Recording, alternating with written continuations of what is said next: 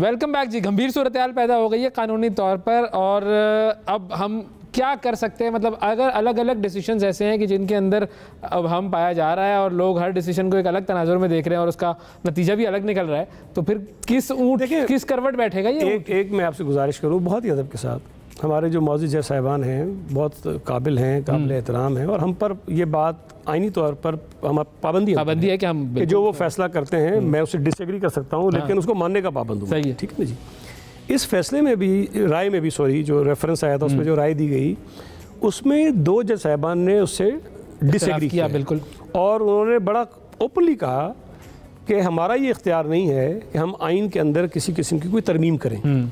अगर तो पार्लियामेंट ये समझती है कि इसके अंदर कुछ चीज़ें ठीक होने की ज़रूरत है तो ये फिर पार्लियामेंट खुद करे।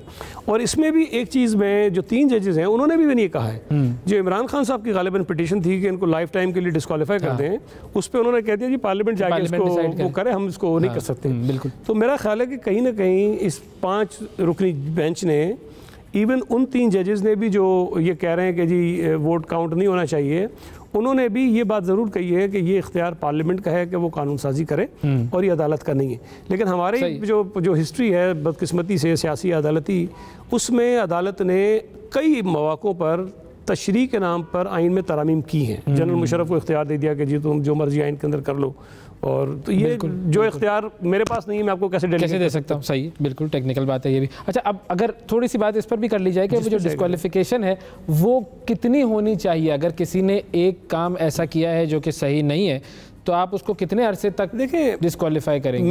मैं ये समझता हूँ, मिसाल के तौर पर मैं अगर असम्बली का मेंबर हूँ और मेरी पार्टी कोई ऐसा फैसला करना चाहती है जिससे मैं डिसएग्री करता हूँ, सही तरह से या गलत तरीके से, इस पर बहस हो सकती है कि मैं ठीक हूँ कि वो ठीक है, लेकिन मैं कहता हूँ कि नहीं जी मैं पार्टी के इस फैसले को नहीं मानता और मैं इससे इख्तलाफ करता हूँ, तो मुझे पता है कि इस इख्तलाफ की मुझे सज़ा मिलेगी। बिल्कुल।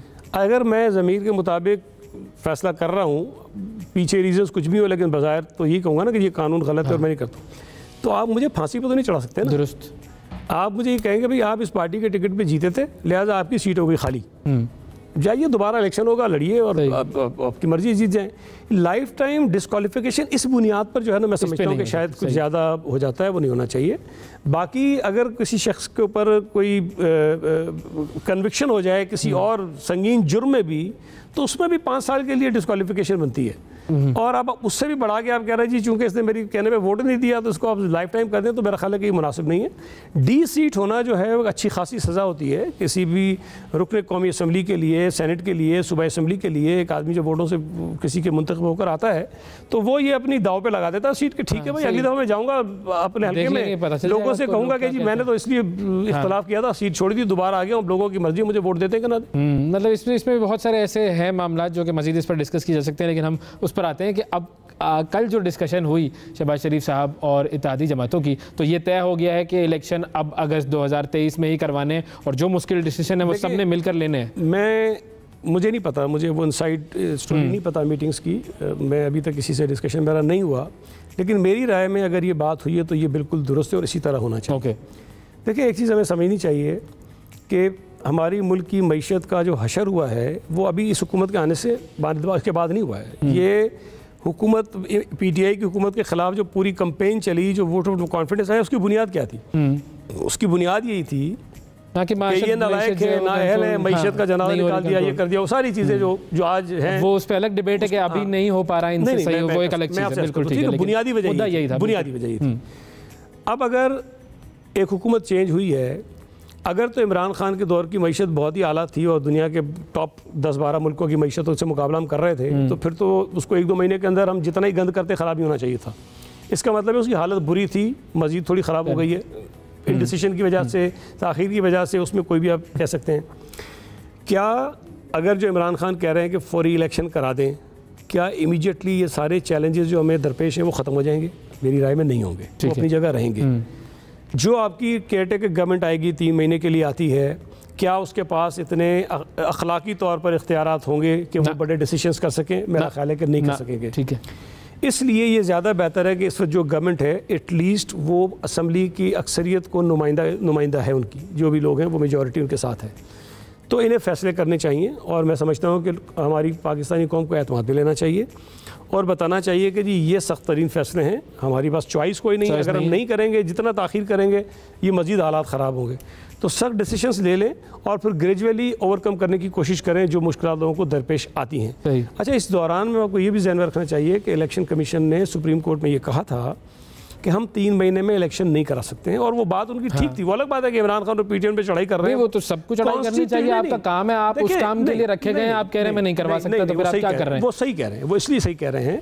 आपका आइन ये कहता है कि जब भी आपके मुल्क में मरदमशुमारी होगी, उस मरदमशुमारी के बाद नई हल्का बंदी होना लाजमी है। बिल्कुल ठीक है। हमारी जो इस वक्त मरदमशुमारी जो रिसेंटली 2017 वाली थी और वो कंट्रोवर्शियल रही और किसी न किसी वजह से ताख़ीर का शिकार रही, तो 2018 के इलेक्शन भी जब हो रहे थे तो ये एक प्रॉब्लम था कि जी मरदमशुमारी हो गई है लेकिन नोटिफाई नहीं हो रही, बिल्कुल, तो हल्का बंदी नहीं होनी चाहिए कि पुरानी। मेरा उस वक्त भी ख्याल था कि पुरानी हल्का बंदी पे होना चाहिए, लेकिन मेरी बात ज़ाहिर नहीं मानी गई, अक्सरियत की राय थी कि। तो आपको याद होगा कि एक वन टाइम एक एग्जेम्पशन दी गई कॉन्स्टिट्यूशनल अमेंडमेंट के जरिए कि इलेक्शन कमीशन प्रोविजनल सेंसस के नताइज की बुनियाद पर नई हल्काबंदी करके इलेक्शन करवा दे। उसमें लिखा हुआ है कि सिर्फ एक मरतबा प्रोविजनल हल्काबंदी कर ले, वो उसमें सेंसस के रिजल्ट पे कर ले, तो उन्होंने कर लिया। अब जब नोटिफाई हो गया सेंसस आपका, तो आइन के मुताबिक नई हल्काबंदी आपके लिए लाजमी है। या तो आइन में तरमीम करके उसको खत्म कर दें, फिर इलेक्शन कमीशन के पास जवाब नहीं है। लेकिन अगर इलेक्शन कमीशन आज ये कह रहा है कि हमें करवाना है, तो वो आइन के तहत जो रिक्वायरमेंट उसकी वो बात उसको करवाना पड़ेगा। मेरा ख्याल है कि वो 4 महीने तो उन्होंने मांगे, इसमें शायद उन्होंने काम शुरू कर दिया है। या तो आइनी तरमीम कर दें, खत्म कर दें, उसी हल्काबंदी पे चले जाएं, 3 महीने में हो जाएंगे, या फिर ये कि वो प्रोविजन कॉन्स्टिट्यूशन उसको पूरा करें, उसके बाद इलेक्शन में जाए। और फाइनली कराची में क्या हो रहा है इस चंद दिनों में, 3 दहशतगर्दी के वाक़यात, ये ऐसा है कि जो कि कराची को बिल्कुल हिला कर रख दे। और फिर उसके बाद आज जो है वो मुश्ताक मेहर साहब जो है वो भी अब नहीं रहे IG साहब। तो ये सारे मामलात जो है वो क्यों हो रहे हैं और क्यों कंट्रोल नहीं हो पा रहा कराची हमसे? देखें, एक तो मैं समझता हूँ कि ये जो दहशतगर्दी की हालिया लहर है, ये सिर्फ कराची तक महदूद नहीं है।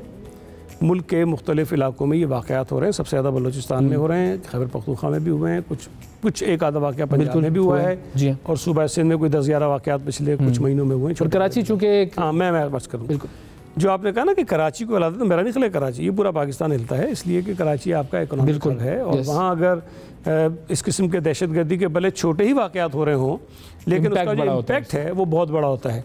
और ये जो जिस किस्म के वाक़यात हैं बड़े ख़तरनाक इसलिए है कि किसी मोटरसाइकिल के ऊपर छोटा सा शॉपर रख दिया, किसी साइकिल के ऊपर कोई चीज़ रख दी, किसी रेड़े पे ठेले पे साइड में कोई चीज़, किसी डस्टबिन के अंदर कोई चीज़ डाल दी।